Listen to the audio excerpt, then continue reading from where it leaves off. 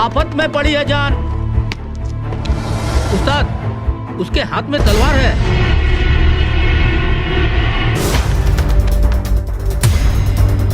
तलवार का मुकाबला पाइप से।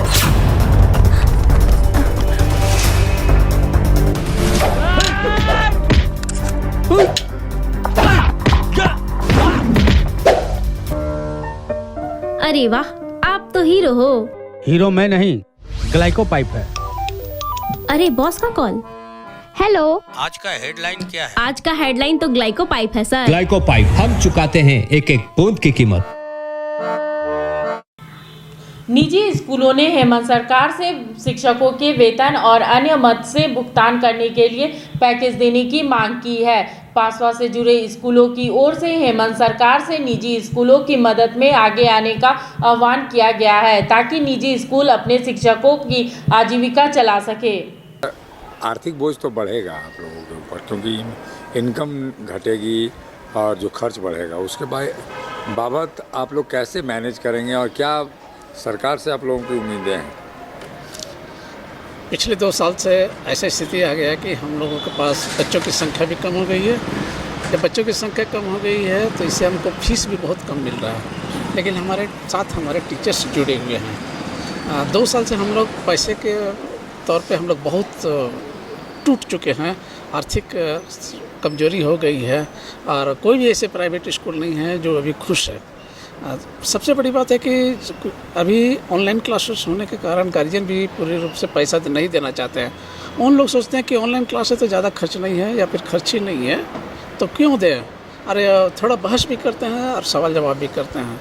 अभी फिर से ये प्रॉब्लम आने जा रही है। अगले वर्ष फिर से हमारे 2022 में अभी शुरुआत हो चुकी है और अभी हम लोग के पास बहुत बड़ा प्रॉब्लम होता है जनवरी, फरवरी, मार्च, अप्रैल, मई, क्योंकि इस समय हमारे पास जो बकाया फीस रहता है वो भी आता है और नया एडमिशन भी आता है।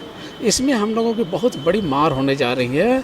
जो बकाया फीस है वो अभी हम लोग को नहीं मिलने जा रहा है, क्योंकि हमारे पास जो गार्जियन है, अभिभावक हैं और रिक्शा पुलर हैं, ऑटो ड्राइवर हैं, बस माने वेजिटेबल वेंडर्स हैं, माने छोटे डेली वेजेज मजदूर हैं, जो हमारे स्कूल में जो बच्चे पढ़ते हैं उनके गार्जियन प्रतिदिन रोजगार के रूप में कुछ पैसा कमाते हैं और जब उनको रोजगार से मुक्त होना पड़ जाएगा तो हमारे ऊपर भी आर्थिक बोझ पड़ेगा, वो हमको पैसा नहीं देने सकेंगे। हम सरकार से मांग करेंगे कि हमारे जैसे छोटे छोटे विद्यालयों को, जो झारखंड में करीब करीब 48,000 विद्यालय है और ऐसे विद्यालय जो तीसरा खंभा के रूप में काम कर रहा है, एक सरकारी विद्यालय और दूसरे एफिलेटेड बड़े बड़े विद्यालय, और उसके बीच में जो हम कड़ी की काम कर रहे हैं जिसमें सबसे ज़्यादा बच्चा हम लोगों के पास है, सबसे ज़्यादा बच्चा को शिक्षा हम दे रहे हैं।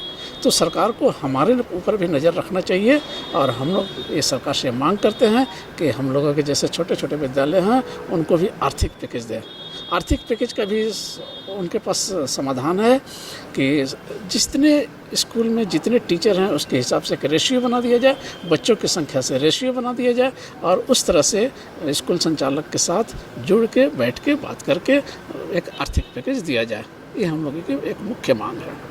मैडम, इस समय तो जो स्कूल बंद हुए हैं उसके बाद से तो काफ़ी दिक्कत होगी और फिर एक बार कोरोना संक्रमण के दौर में जो झेला गया, आप लोगों ने जो झेला, संचालकों ने, एक बार फिर झेलने को विवश होना पड़ेगा। ऐसे में सरकार की ओर से क्या उम्मीद है? देखिए, ये जो विपत्ति का समय है सबसे ज़्यादा तो स्कूल संचालकों पर, स्कूलों पर ही सबसे ज़्यादा पड़ गया और संचालकों की बात जहाँ तक है वो तो आर्थिक और मानसिक, बौद्धिक हर प्रकार के नुकसान की बात हुई है, लेकिन हम जिन बच्चों के भविष्य का निर्माण करते हैं सबसे ज़्यादा दुखी है कि उन बच्चों को हम अशिक्षा की ओर बढ़ा दे रहे हैं, क्योंकि स्कूल बंद है जिसके कारण हम बच्चों को शिक्षित नहीं कर पा रहे हैं। और दूसरी बात हुई आर्थिक क्षति की, तो आर्थिक क्षति इस कदर हो चुकी है कि हम किसी भी तरह से अपने शिक्षकों का भी उनको भी हम सैलरी नहीं दे पा रहे हैं। और अगर आप 2 साल की बात करेंगे तो हम कभी भी इतने मजबूत नहीं हैं, क्योंकि हमारे जैसे स्कूल जो है बहुत गरीब बच्चों को लेकर, और जिनकी तरफ सरकार या समाज या और लोगों की नज़रें उतनी नहीं जाती है, या सरकारी स्कूलों में बच्चे नहीं जाना चाहते हैं, वैसे ही स्कूलों के लिए हम काम करते हैं, वैसे ही बच्चों के लिए काम करते हैं। तो अभी हमारे टीचर्स को चाहे देखिए, हमारे पास अभी हर प्रकार के टैक्सेस हम लोग को देने पड़ रहे हैं, जबकि हमारी आमदनी कुछ भी नहीं है, हमारे पास कोई फ़ी नहीं उठ रहे हैं, हमको ऑनलाइन क्लासेस करने पड़ रहे हैं। जहां हमारे पास 60 बच्चे हुआ करते थे, ऑनलाइन में 6 बच्चे क्लास कर रहे हैं। बट आप टीचर्स को तो देना ही पड़ेगा, और देना हो रहा है, लेकिन आप कैसे कर रहे हैं? तो ये बहुत गंभीर समस्या हम लोगों के पास आ गई है। और सर, आपके माध्यम से, और आपने इतना सुंदर सवाल किया और हमारे ज्वलंत प्रश्नों को आपने उठाया है, तो मैं सरकार से उम्मीद करती हूँ आपके चैनल के माध्यम से कि आप हमारे समस्याओं को समझिए, और योगदान जो समाज के लिए हम लोग दे रहे हैं उसका भी सम्मान कीजिए। हमें भी इस राज्य का नागरिक माना जाए, और हमारे शिक्षकों को और हम सबों को जो UDAIS के द्वारा हमारा सारा डिटेल्स आपके पास है।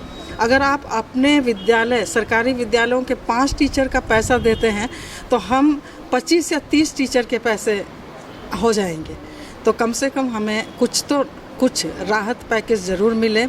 टैक्सेशन की जो बातें हैं वहाँ हमारे साथ हमारी सहायता करें, और बाकी जो भी है कि सरकार ने अब तक हमें सहयोग दिया है, आगे भी सहयोग पाना चाहते हैं।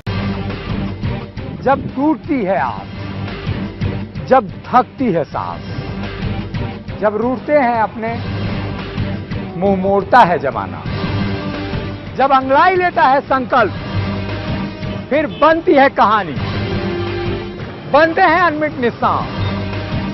देखिए मेरे साथ मुखर संवाद